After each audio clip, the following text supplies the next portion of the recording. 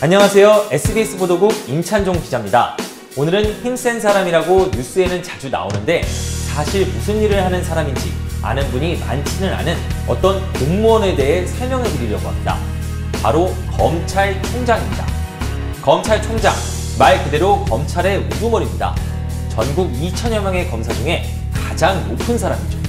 그런데 검찰총장을 두고 왜 힘이 세다고 할까요? 이유는 두 가지입니다. 기억하세요. 첫째, 기소 독점권. 둘째, 검사 동일체 원칙. 먼저 기소 독점권이란 어떤 사람을 형사재판을 받게 할지 말지 결정하는 권리, 즉 기소권을 오로지 검사만 행사할 수 있다는 뜻입니다. 그러니까 여러분이 음주운전을 하든 사람을 때리든 뭔가 잘못을 했다고 지목이 되면 형사재판을 받을 수도 있고 아닐 수도 있는데 그걸 오로지 검사만 결정할 수 있다는 뜻입니다.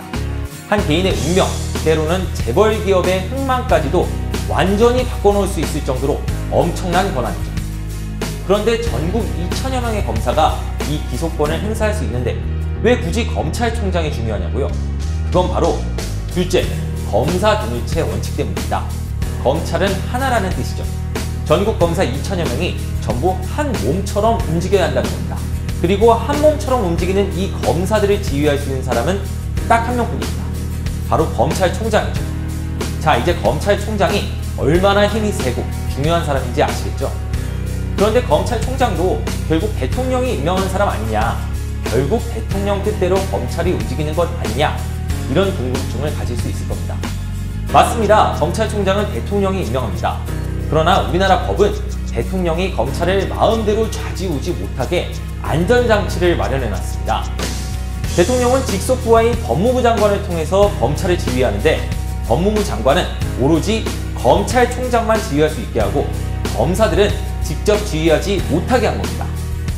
다시 말해서 원칙대로만 운영된다면 부당한 압력이 가해질 때 검찰총장이 자기 직을 걸고 저항할 경우 대통령도 함부로 검사와 검찰을 좌지우지할 수 없는 겁니다. 반대로 검사가 대통령과 가까운 사람을 수사하는데 검찰총장이 대통령 눈치만 본다면 제대로 수사를 할 수 있을까요? 그래서 검찰총장의 정권으로부터의 독립성은 무척 중요합니다.